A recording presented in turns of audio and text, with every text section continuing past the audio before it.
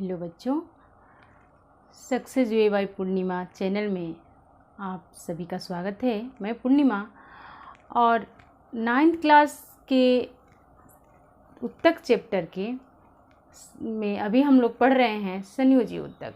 संयोजी उत्तक का ये लास्ट है, यानी तीसरा सी। पहला जो है एरियोलर उत्तक के बारे में हम लोग पढ़ चुके हैं। संयोजी उत्तक 3 प्रकार के हम लोग पढ़े। एरियोलर उत्तक यानी वास्तविक संयोजी उत्तक के अंतर्गत एरियोलर उत्तक और वसा संयोजी उत्तक यानी एडिफोज उत्तक आते हैं। ये दोनों को हम लोगों ने पढ़ा। फिर इसके बाद कंकाल उत्तक को पढ़े और कंकाल उत्तक के बाद अभी हम लोग पढ़ेंगे तरल संयोजी उत्तक, यानी ये सभी संयोजी उत्तक के ही हम लोग प्रकार पढ़ रहे हैं। अब ये तरल संयोजी उत्तक के बाद हम लोग पढ़ेंगे पेशी उत्तक, यानी अब संयोजी उत्तक एंड हो जाएगा इसके बाद से। तरल, इस नाम से ही पता चल जा रहा है कि तरल संयोजी उत्तक है, यानी वैसा संयोजी उत्तक जो तरल के रूप में पाए जाएंगे। तरल यानी द्रव के रूप में पाए जाएंगे। आप लोग समझ रहे होंगे कि हमारे शरीर में द्रव कहाँ पाया जाता है, कौन सा ऐसा पदार्थ है हमारे शरीर में जो द्रव के रूप में पाया जाएगा, और वो भी संयोजी उत्तक के रूप में। यानी जाहिर सी बात है, संयोजी उत्तक कहते किसको है मैं ये पहले ही बता चुकी हूँ। और तरल संयोजी उत्तक से तात्पर्य है कि वैसा तरल जो हर एक कोशिकाओं के पास जा कर के, मतलब वो तरल के रूप में हर अंग से जुड़ा रहता है। तो संयोजी उत्तक का मतलब है एक दूसरे को जोड़ना, और तरल का मतलब होता है द्रव के रूप में। ठीक है, तो तरल संयोजी उत्तक के रूप के बारे में आज हम लोग पढ़ेंगे। तरल संयोजी उत्तक में उसे बोलेंगे कि जैसे रक्त है, रक्त, रुधिर एवं लसिका को तरल संयोजी उत्तक कहते हैं। यानी हमारे शरीर में जो रक्त है और लसिका जो पाया जाता है, ये दोनों को हम लोग तरल संयोजी उत्तक के अंतर्गत पढ़ते हैं, है ना। अब आज जब तरल संयोजी उत्तक के बारे में हम लोग पढ़ रहे हैं, जैसे हम लोग कंकाल उत्तक के बारे में पढ़ रहे थे, तो कंकाल में कौन कौन से हड्डियाँ कहाँ कहाँ किस प्रकार की पाई जाती है हम लोगों ने पढ़ा, अस्थि और उपास्थि के बारे में। लेकिन आज हम लोग पढ़ेंगे कि रक्त, तरल संयोजी उत्तक कौन है? रक्त। तो रक्त के बारे में जानना हमारे लिए आवश्यक है ना, कि रक्त में आखिर पाए क्या क्या जाते हैं। ऐसे तो देखने में लगता है कि रक्त एकदम तरल पदार्थ है, द्रव के रूप में है, लेकिन उसमें कुछ कण पाए जाते हैं जो उस तरल भाग में तैरते रहते हैं। उस तरल जो उसका मैट्रिक्स होता है, जो तरल द्रव्य होता है, उसमें जो है बहुत सारी कोशिकाएं जो है पाई जाती है। ठोस कोशिकाएं कण के रूप में पाई जाती हैं, है ना। और वो तरल भाग को बोलते हैं हम लोग, तरल भाग को बोलते हैं प्लाज्मा। वो तरल भाग जिसमें रक्त कणिकाएं तैरती हुई पाई जाती है, वो तरल पदार्थ को क्या बोलेंगे? प्लाज्मा बोलेंगे, है ना। आप लोग पीछे से भी इस बात को जब हम बोल रहे हैं तो आप लोग दोहराते भी रहिएगा ताकि याद हो जाए, है ना। पढ़िए ऐसा कि पढ़ते ही समय याद हो जाए। एक बार सुनिएगा तो याद हो जाएगा, और दूसरी बार जब इसे लिखिएगा तो पूरी रूप से याद हो जाएगी, पूर्ण रूप से, है ना। यानी रक्त की जो तरल पदार्थ है, रक्त में जो तरल पाए जाते हैं, द्रव के रूप में जो पाए जाते हैं, उसे बोलते हैं प्लाज्मा, है ना। ये कैसा होता है? रक्त तो देखने में लाल होता है ना। आप लोग तो जानते होंगे कि रक्त तो लाल होता ही है ना। लेकिन इसमें कई रंग के सफ़ेद भी पाए जाते हैं कणिकाएं, उसमें पीले रंग भी पाए जाते हैं, है ना। लेकिन लाल रंग हमें दिखाई देता है, लाल रंग का, है ना। तो क्यों दिखाई देता है और कौन कौन से कण किस रंग के पाए जाते हैं, ये हम लोग जानते हैं, है ना। तो प्लाज्मा क्या है? द्रव के रूप में, जो हमारे ब्लड में, जो हमारे रक्त में द्रव पदार्थ होता है, उसे हम लोग बोलेंगे प्लाज्मा। और प्लाज्मा का रंग कैसा होगा? येलो कलर का, है ना, पीले रंग का होगा। प्लाज्मा का रंग कैसे होगा? हल्के पीले कलर का होगा। और वो किस तरह का होगा? चिपचिपा हल्के पीले रंग का पदार्थ है प्लाज्मा, है ना। अब ये होता कैसे है? अम्लीय है कि क्षारीय है? तो 7 से जो अधिक होगा, यानी 7.4 होता है इसका pH। तो 7 से जब अधिक pH होगा तो क्षारीय द्रव्य कहलाएगा, है ना। तो ये क्षारीय के रूप में पाया जाता है। आयतन के हिसाब से सारे रक्त का 55% यानी 55% हमारे प्लाज्मा होते हैं। आयतन के अनुसार 55% रक्त का 55% जो है हिस्सा प्लाज्मा के रूप में पाया जाता है। अब शेष जो है 45% में रक्त कण पाए जाते हैं। रक्त कणिकाएं जो है 45% में पाई जाती है। और इस प्लाज्मा में, इस पूरे प्लाज्मा के में जो है 90% जल होता है और 10% 10% यानी 90% तो जल होता है और 10% में प्रोटीन तथा कार्बनिक और अकार्बनिक पदार्थ पाए जाते हैं।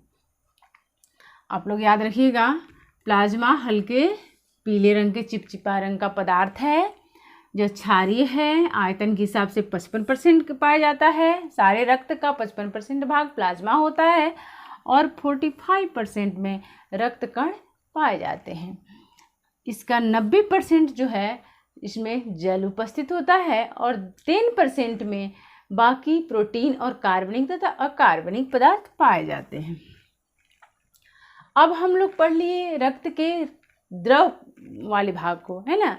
अब हम लोग जानेंगे कि रक्त में कौन कौन सी कणिकाएं पाई जाती है, ठोस के रूप में कौन कौन सी चीज़ पाई जाती है ना। देखिए, रक्त कणिकाएं मुख्यतः 3 प्रकार की होती है। रक्त कणिकाएं मुख्यतः कितने प्रकार की होती है? 3 प्रकार की होती है। पहला लाल रक्त कण, जिसे आरबीसी भी बोलते हैं, यानी रेड ब्लड सेल, इंग्लिश में बोलते हैं रेड ब्लड सेल, संक्षेप में बोलते हैं आरबीसी, है ना। और इसमें श्वेत रक्त कण भी पाए जाते हैं, है ना। सफ़ेद कलर का भी रक्त कण पाए जाते हैं, तो इसे बोलेंगे वाइट ब्लड सेल। तो इसे संक्षेप में बोलते हैं WBC। ये श्वेत रक्त कण भी 2 प्रकार के होते हैं, है ना। श्वेत रक्त कण 2 प्रकार के होते हैं। ये एक जो है इसकी कोशिका द्रव्य में, श्वेत रक्त कण की कोशिकाओं के कोशिका द्रव्य में जो है कण उपस्थित रहता है। जब कण उपस्थित होगा और एक में कण नहीं पाए जाते हैं, एक में कोई कण नहीं पाए जाते हैं और एक में कोई कण पाए जाते हैं। तो जिसमें कण उपस्थित होंगे उसे ग्रेनुलोसाइट बोलेंगे और जिसमें कण अनुपस्थित होंगे उसे एग्रेनुलोसाइट बोलेंगे। जिसमें कण उपस्थित होंगे उसमें ग्रेनुलोसाइट बोलेंगे उसको, और जिसमें नहीं पाए जाते हैं कोई कण उसमें उसे एग्रेनुलोसाइट बोलेंगे, है ना। श्वेत रक्त कण 2 प्रकार के होते हैं, एक ग्रेनुलोसाइट और एक एग्रेनुलोसाइट, ठीक है। ग्रेनुलोसाइट में कण पाए जाते हैं और एग्रेनुलोसाइट में कोई कण उपस्थित नहीं होता है। अब देखिए, एग्रेनुलोसाइट भी 2 प्रकार के होते हैं, है ना। एग्रेनुलोसाइट भी 2 प्रकार के होते हैं। पहला लिम्फोसाइट और दूसरा मोनोसाइट, है ना। एग्रेनुलोसाइट भी 2 प्रकार के होते हैं, एक लिम्फोसाइट और एक मोनोसाइट। दूसरे प्रकार को मोनोसाइट बोलेंगे और एक प्रकार को लिम्फोसाइट बोलेंगे। लिम्फोसाइट क्या करता है? हमारे शरीर में एंटीबॉडी के निर्माण में ये मदद करता है, एंटीबॉडी के निर्माण में ये हमारी सहायता करता है। और मोनोसाइट, ग्रेनुलोसाइट, ये सारे जितने भी श्वेत रक्त कण, इसके अलावा जो जितने भी श्वेत रक्त कण पाए जाएंगे वो जीवाणुओं को नष्ट करने का कार्य करते हैं। यानी WBC का मुख्य कार्य है जीवाणुओं को नष्ट करना। हमारे शरीर में, हमारे ब्लड में अगर बाहरी से अवशोषण क्रिया यानी किसी भी तरह से सूक्ष्म जीव अगर हमारे शरीर में प्रवेश करते हैं तो उसे कौन मारता है? WBC उससे हमारे शरीर की रक्षा करता है। अब देखते हैं, तीसरा है प्लेटलेट्स। प्लेटलेट्स यानी इसे बोलते हैं थ्रोम्बोसाइट्स। प्लेटलेट्स का कार्य है, ये जो है थ्रोम्बोसाइट्स क्या करता है? रक्त में थक्का बनने का में सहायक है। आप लोग सोचिएगा कि रक्त की थक्का बनने की क्या ज़रूरत है? रक्त तो हम लोग जमने नहीं देते हैं। जैसे हमारे चोट लग जाता है तो हमारी घर में बोला जाता है कि ब्लड कहीं जम ना जाए, खून कहीं जम ना जाए, है ना। इसलिए कुछ न कुछ हल्दी, चूना, ये सब चीज़ लगाया जाता है। अब तो डॉक्टर बोलते हैं कि उसे बर्फ़ से सेकिए ताकि वो वहाँ रक्त जम ना जाए। लेकिन यहाँ रक्त बनने में सहायता करता है तो कौन सा अच्छा कार्य करता है। लेकिन हाँ, ये रक्त में सहायता करता है, तो ये अच्छा कार्य करता है।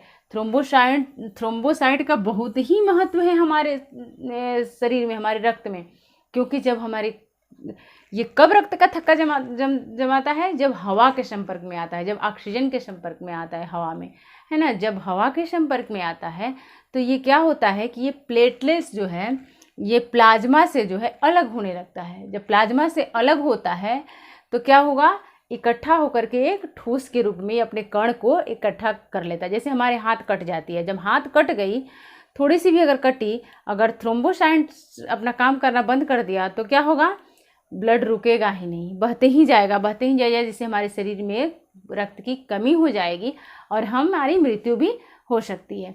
इसलिए थ्रोम्बोसाइट्स का ब्लड में महत्व है।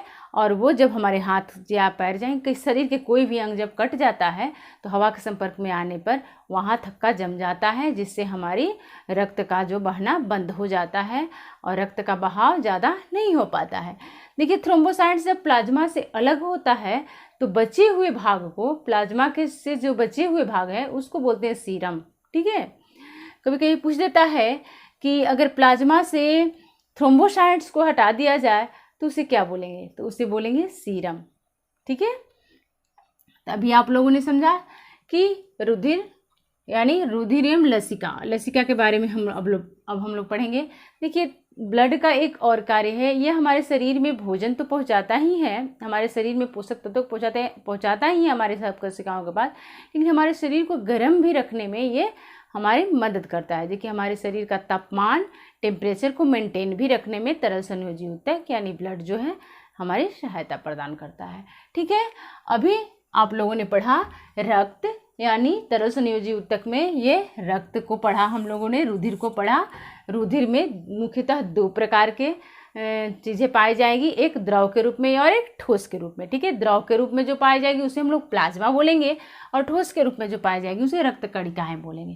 देखिए, प्लाज्मा चिपचिपा हरे रंग का पदार्थ है, वह क्षारीय है, आयतन के हिसाब से 55% होता है और 45% में रक्त कण पाए जाते हैं। 90% रक्त प्लाज्मा में जल होता है, 10% में प्रोटीन एवं कार्बनिक तथा अकार्बनिक पदार्थ पाए जाते हैं।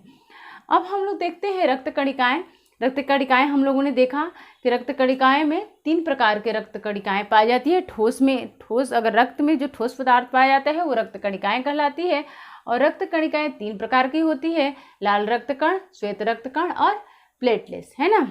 लाल रक्त कण स्तनी में केंद्रक अनुपस्थित होता है, यानी लाल आरबीसी में जो स्तनधारी जीव है, स्तनधारी जीवों को कहीं कहीं ये क्वेश्चन पूछता है कि स्तनधारी जीवों में लाल रक्त कण में क्या केंद्रक पाया जाता है, नहीं पाया जाता है, ऑप्शन देता है तो उसमें केंद्रक नहीं पाया जाता है ना। स्तनी में, स्तनधारियों में के लाल रक्त कण में केंद्रक नहीं पाया जाता है, लेकिन श्वेत रक्त कण में केंद्रक पाया जाता है ना।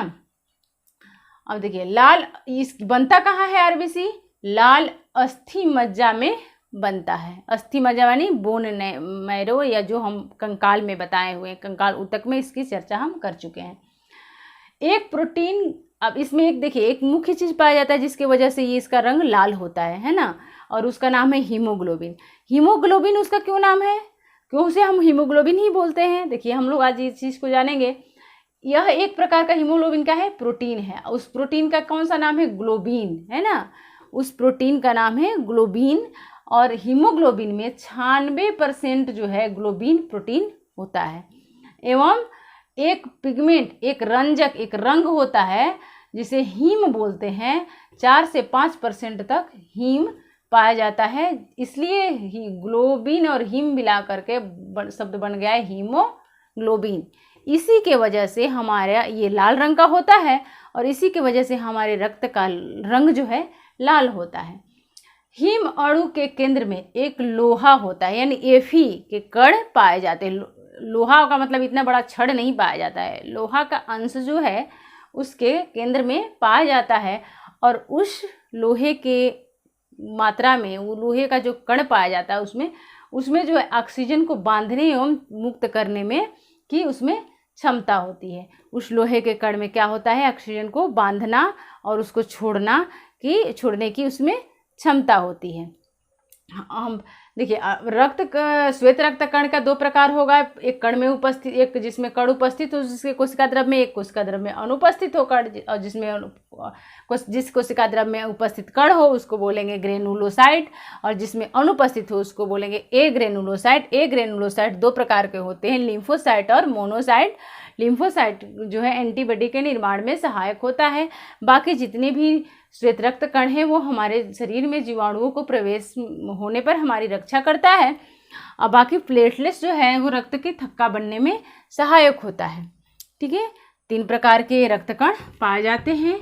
मैं जहाँ तक मेरी समझ है कि आप लोग इस चीज़ को समझ गए होंगे। अभी थोड़ा सा हम लोग पढ़ लेते हैं लसिका के बारे में। ठीक है, अभी रक्त के बारे में पूरी जानकारी आप लोगों को प्राप्त हुई, अभी हम लोग पढ़ेंगे लसिका के बारे में।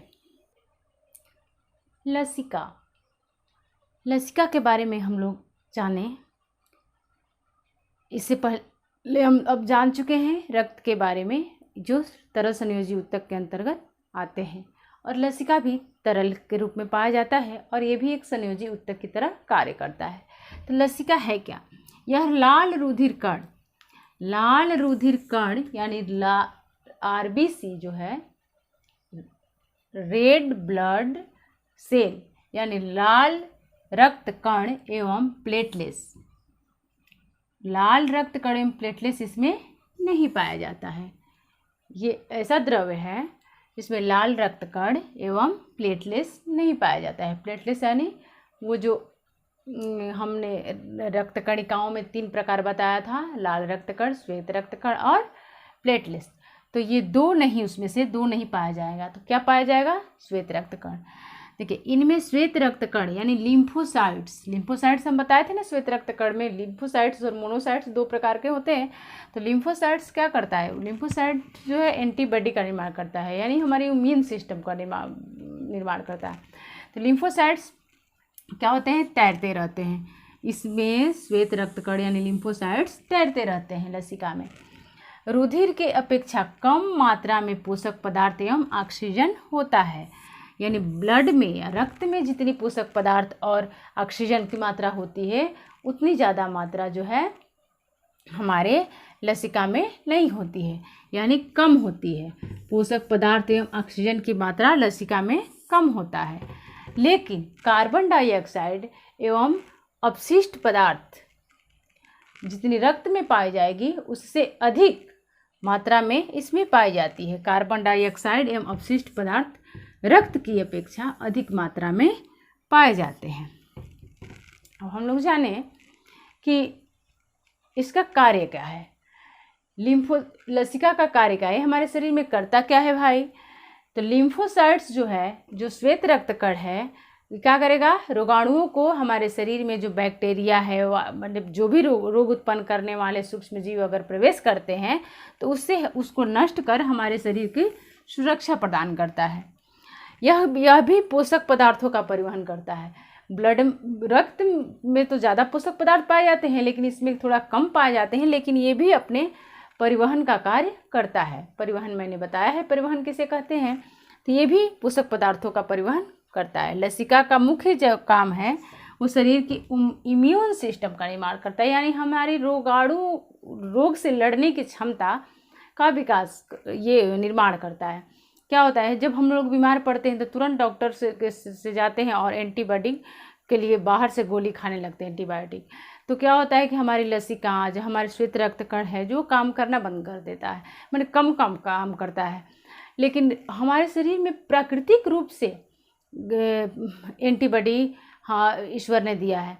जब भी कोई बाहर से अटैक करता है तो हमारा शरीर में जो पाया जाता है एंटीबॉडी, यानी श्वेत रक्त कण जो पाया जाता है, WBC जो पाया जाता है, लिम्फोसाइट्स जो पाया जाता है, उस रोगाणुओं को मारने के लिए पूरा एकदम जी जान लगा देता है। अगर जिसमें कमज़ोर होता है लिम्फोसाइट्स, श्वेत रक्त कण, उसको बार बार थोड़ी सी, जैसे ही मौसम चेंज होगा वैसे ही उसको सर्दी बुखार बार बार होता है।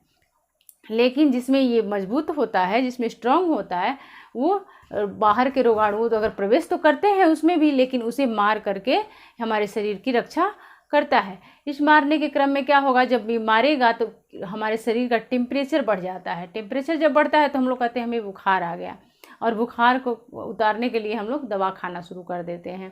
तो बुखार कोई रोग नहीं है।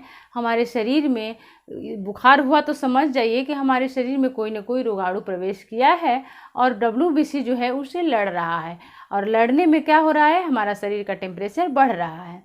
तो क्या करते हैं कि डॉक्टर के पास जाइएगा तो बुखार तो उतरने की दवा देगा, लेकिन साथ साथ एंटीबायोटिक भी दे देता है ताकि जल्दी बुखार उतरे। यानी जो WBC कार्य कर रहा है, और तो वो तो कार्य कर ही रहा है, लेकिन बाहर से भी अगर हम लेते हैं तो क्या होगा कि वो जल्दी उसको मारने में उसकी सहायता मिलती है। तो क्या होगा, किसी को बार बार अगर सहायता दीजिएगा तो उसको सहायता की आदत पड़ जाती है। अगर हम बार बार एंटीबायोटिक लेंगे तो हमें बिना एंटीबायोटिक का कोई रोग ठीक ही नहीं होगा, है ना। और एंटीबायोटिक का बार बार लेने से साइड इफ़ेक्ट्स भी होता है, हमारे बहुत सारे ये उत्सर्जन किडनी वगैरह पे इसकी असर होती है। इसीलिए सलाह दी जाती है कि हमें वैसा चीज़ें खानी चाहिए जो इम्यून सिस्टम को बढ़ाता है। इम्यून सिस्टम यानी लसिका यानी लिम्फोसाइट्स को मजबूत करता है। ठीक है, आज हम लोगों ने पढ़ा संयोजी उत्तक, तरल संयोजी उत्तक के बारे में, रक्त और लसिका के बारे में हम लोगों ने जाना। रक्त के बारे में तो हम लोगों ने जाना ही है कि रक्त में एक प्लाज्मा होता है और जो द्रव भाग होता है, एक ठोस भाग होता है, भाग होता है, द्रव भाग को प्लाज्मा बोलते हैं। वो 55% होता है पूरे आयतन के हिसाब से, और 45% में रक्त कणिकाएँ पाई जाती है। रक्त कणिकाएँ 3 प्रकार की होती है, लाल रक्त कण, श्वेत रक्त कण और प्लेटलेट्स। ठीक है, अब ये लसिका जो होता है, लसिका में प्लेटलेट्स और लाल रक्त कण नहीं पाया जाता है, सिर्फ श्वेत रक्त कण पाया जाता है। और इसमें पोषक पदार्थों की और ऑक्सीजन की जो है कमी होती है, की मात्रा कम होती है रक्त से। ठीक है, इसमें श्वेत रक्त कण लिम्फोसाइट्स पाया जाता है, और इसका लसिका का मुख्य कार्य है रोगाणुओं से हमारे शरीर की रक्षा करना, हमारे इम्यून सिस्टम को बनाए रखना। ठीक है, मिलते हैं फिर अगले वीडियो में, तब तक अपना ख्याल रखिएगा।